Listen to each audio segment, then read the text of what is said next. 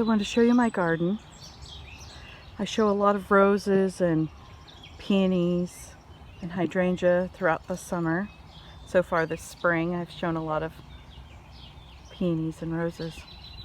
And somebody said, you must have an amazing garden.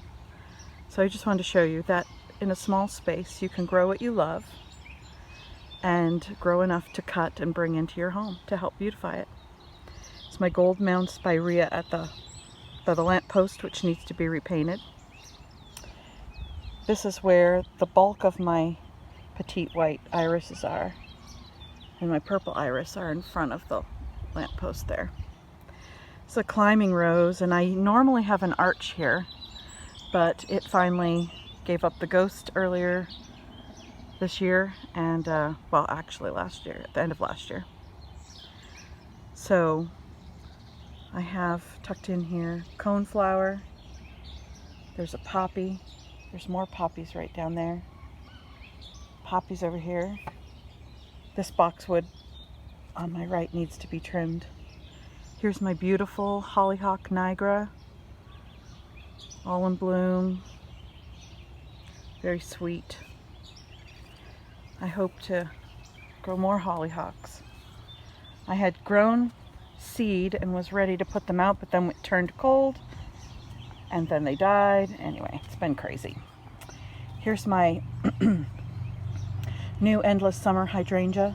I want to amend the soil a little bit so that I can get bluer blooms. My old hydrangea had been right there, but it had not really flowered for a couple of years. And so we took it out, and the chickens like to lay back in there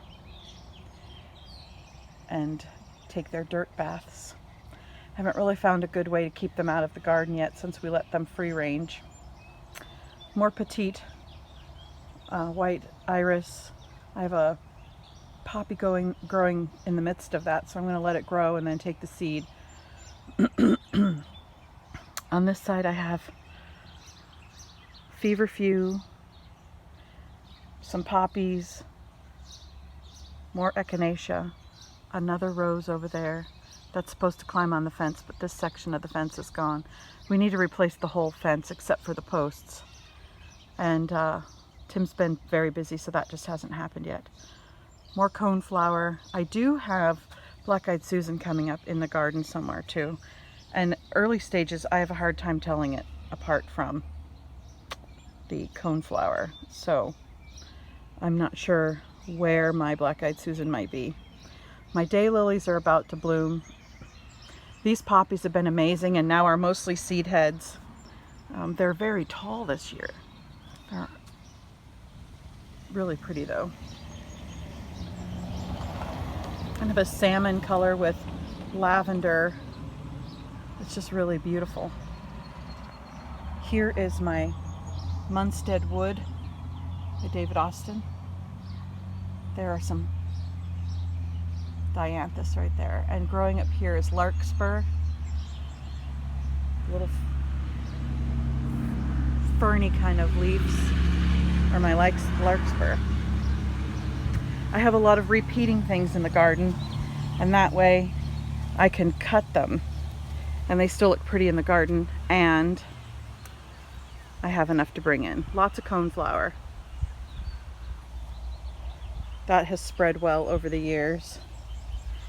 There's another David Austin rose there, squeezed in between the feverfew and more echinacea, and that is Princess Alexandra of Kent, which I thought had died a couple of winters ago, but it has not, although I don't see any buds on it this year, but the plant is looking pretty well.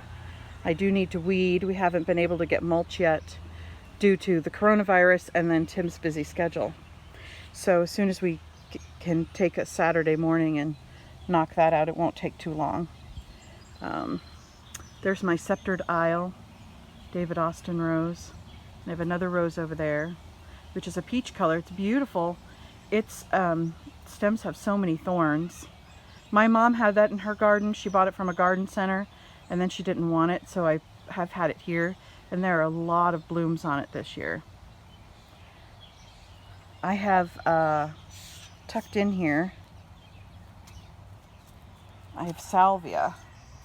And I should have another salvia somewhere in here, but I don't see it. These other things have overtaken it. So I should probably get a few more. I don't have good luck growing lavender in the garden. I like lavender growing by roses, but I can grow it in a pot, but not in the garden. So I do salvia instead. The big hydrangea in the corner is Annabelle.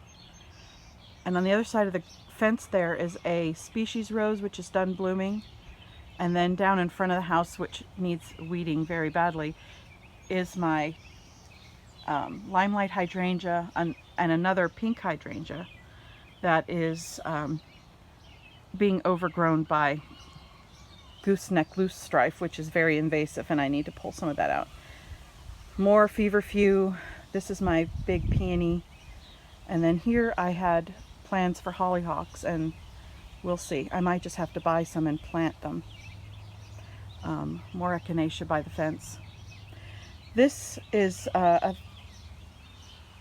weed killer that I use. It's called Burnout by Bonide. It is made with clove oil. It's good for organic gardening, and it's people and pet safe. So that's the only thing I use, but I'm out of it, so I need to order another thing and spray before we get our mulch. And here by the front door is my big patch of feverfew this year, and it is right next to my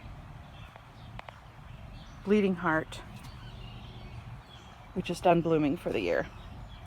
And you look back and you can see more where the chickens like to scratch and dig themselves in for their baths, and then they've got dusty dirt on the hollyhock there. But anyway, so it's not a large space, and I guess I just wanted to let you know that you really can have all the lovely things you want for your house.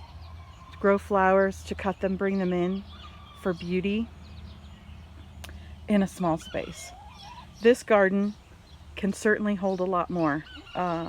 Several years ago I had zinnias growing in here that just bloomed all summer long, and it was beautiful. And last year when I put zinnia seed out, these little chickens, I think, ate it all. So we hope to do something with the chickens, move them to the pasture or something, so that I can put more seeds in my garden and let them grow up naturally. Anyway, I hope you have a lovely day, and I hope that this encourages you to find a spot, even if it's only some pots on a deck or a patio or by your kitchen door, but you can grow things to beautify your home.